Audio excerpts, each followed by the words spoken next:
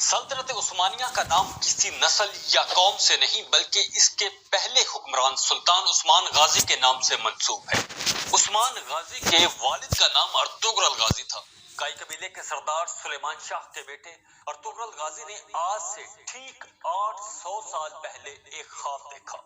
उसने अपने इर्द गिर्द सलीबियों की साजिशों और मंगोलों के हमले के खिलाफ न सिर्फ तुर्क कबीलों को मुत्तहिद किया बल्कि एक ऐसी रियासत को बुनियाद फराहम की जो आगे चलकर अजीम उस्मानी सल्तनत के नाम पर 650 साल तक दुनिया के नक्शे पर कायम रही। इस अजीम सल्तनत ने खिलाफत उस्मानिया के नाम से यूरोप, एशिया और अफ्रीका के 3 बरे-आज़मों पर अपना परचम लहराया, जिसने अरबो अजम के मुसलमानों को फिर से वहदत तले इकट्ठा कर दिया। सल्तनत उस्मानिया की बुनियाद 14वीं सदी के शुरू में रखी गई और ये 20वीं सदी में खत्म हुई। इन 600 सालों में अर्तुगरल की औलाद की 37 पीढ़ियां तख्त पर बैठी। दुनिया की तारीख में आज तक किसी खानदान का इतने लंबे अरसे तक हुकूमत करना नहीं मिलता। उस्मानियों को ये कामयाबी अनातोलिया में अपने हमसायों के साथ 200 साल तक जंग लड़ने के बाद मिली थी। अर्तुगरल का कबीला 440 खानदानों और 444 जंगजू सिपाहियों पर मुश्तमिल था। लेकिन आप अर्तुगरल की हिकमत अमली और बुनियाद बनाना देखिए कि सिर्फ यही खानदान एक कबीले से एक छोटी सी रियासत बना और फिर अनातोलिया की बड़ी सल्तनत बना और फिर यह सिलसिला सिर्फ एक सल्तनत तक नहीं रुका। उस्मानियों ने 3 बरे-आज़मों पर हुकूमत की और सल्तनत उस्मानिया खिलाफत उस्मानिया में तब्दील हो गई। 13वीं सदी के शुरू में ख्वारिज़्म के शहनशाहों की ताकत अरूज पर थी। उन्होंने ईरान, खुरासान, शाम और इराक में सल्जूकों की कई रियासतों पर कब्जा कर लिया था और अब वो तुर्कों को पछाड़ने की तैयारी मुकम्मल कर चुके थे।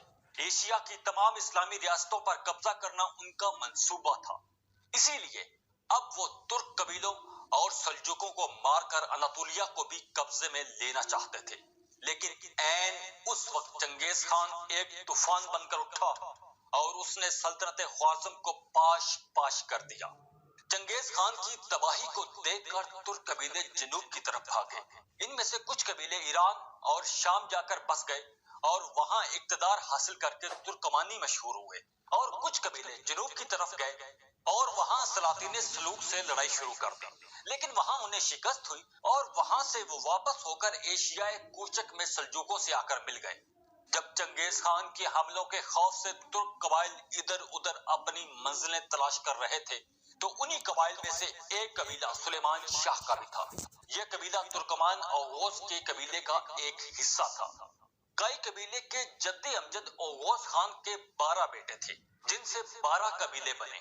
ओगोस कबीले की शाख गौन खान में से एक कई कबीला भी था। कई तुर्की जुबान का लफ्ज है जिसके मानी है कि वो शख्स जिसके पास कुव्वत व इक्तदार हो। ये एक खाना बदोश और जंगजू कबीला था।